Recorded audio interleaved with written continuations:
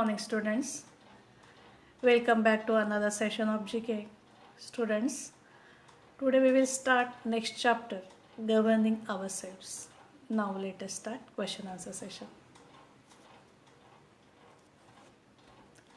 Fill in the blanks in the following sentences to understand some basic facts about governing India. Clues are given at the end to help you. First, fill in the blank. The dash means a collection of laws and principles according to which a country is governed. Answer is Constitution. Next, fill in the blank. The Constitution of India was framed by the dash of India established in 1946. Answer is Constituent Assembly. The Constitution of India was framed by a Constituent Assembly set up under the Cabinet Mission Plan of 1946. The Assembly held its first meeting on December 9, 1946 and elected Dr. Sachidanand Sinha, the oldest member of the Assembly, as a provisional president. On December 11, 1946, the Assembly elected Dr. Rajendra Prasad as its permanent chairman. Next, fill in the blank. The chairman of the drafting committee of the Constitution Assembly was Dr. B.R. Ambedkar. On 29 August 1947, the Constituent Assembly set up a drafting committee under the chairmanship of Dr. B.R. Ambedkar to prepare a draft constitution for India. While deliberating upon the draft constitution, the Assembly moved, discussed and disposed of as many as 2,473 amendments out of total 7,635 tabled. Next, fill in the blank. The Constitution was passed by the Constituent Assembly on 26 November 1949 and adopted on 26 January 1950. The final draft of the Indian Constitution, which is the longest in the world, was adopted on 26 November 1949. It was legally enforced on 26 January 1950, the day that we celebrate as a Republic Day ever since. Next, fill in the blank. Introduction to the Constitution is called Preamble. It explains the purpose behind the framing of the Constitution.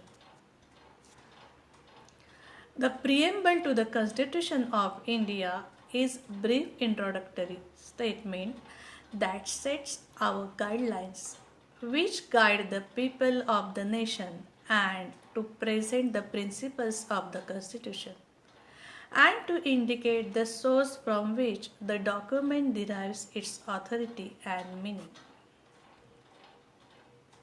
Next, fill in the blank.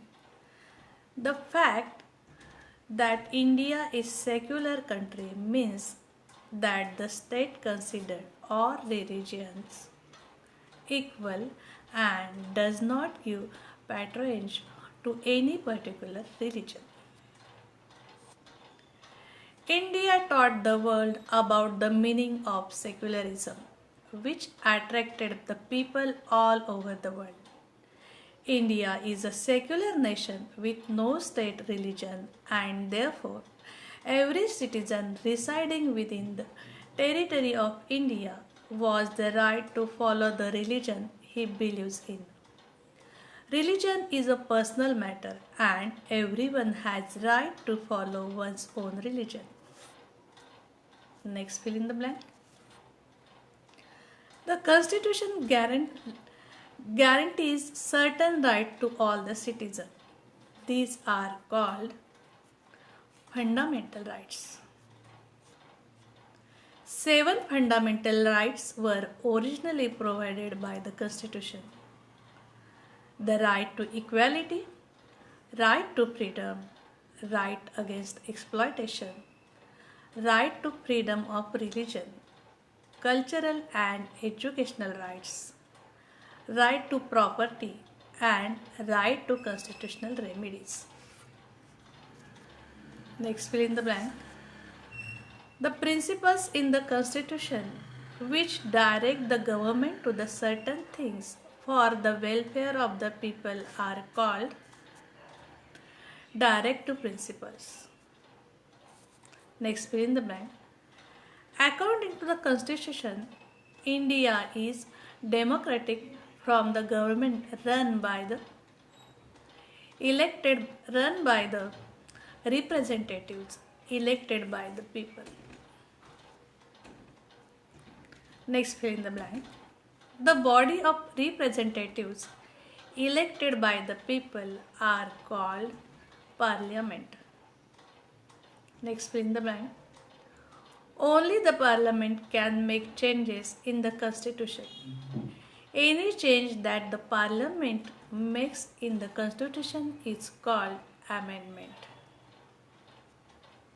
Fun fact: the Constituent Assembly met in session open to the public for 166 days, spread over a period of 2 years, 11 months and 18 days before adopting the Constitution.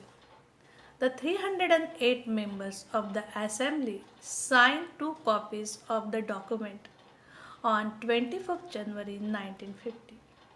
Now students, we will meet our next session. Till then, goodbye. Have a nice day.